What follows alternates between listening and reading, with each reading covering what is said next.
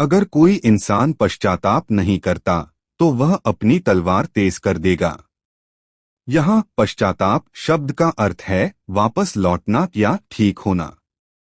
दूसरे शब्दों में परमेश्वर कह रहे हैं कि अगर कोई पाप से विमुख नहीं होता और किसी पाप में ही रहता है तो वह क्रोध और कोप में अपनी तलवार तेज करते हैं, उस व्यक्ति को दंड देने के लिए तैयार।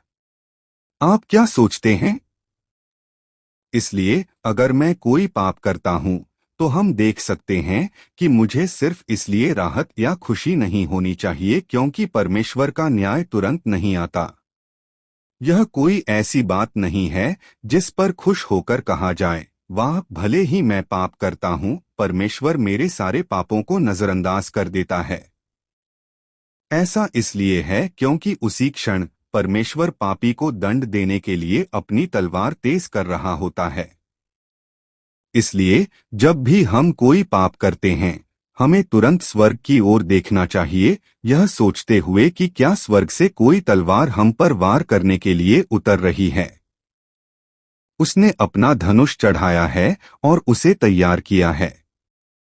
इन शब्दों का अर्थ यह भी है कि जब हम पाप करते हैं, या यूं कहें कि अगर हम उस पाप से विमुख नहीं होते तो परमेश्वर न केवल अपनी तलवार तेज करता है बल्कि उसने अपना धनुष पहले ही चढ़ाकर निशाना साध लिया है। कैसे? ऐसे, यह तीर जब भी परमेश्वर के हाथ से निकलेगा पाप करने वाले व्यक्ति पर ही लगेगा। यह उस व्यक्ति का दम घोंट देगा, उसे अपंग बना देगा, उसका जीवन कष्टमय बना देगा या यहाँ तक कि उसका जीवन तबाह कर देगा।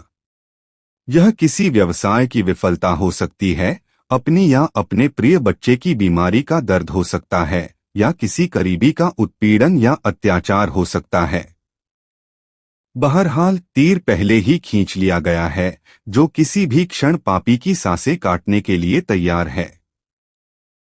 यदि आप अधिक जानना चाहते हैं तो कृपया सदस्यता लें।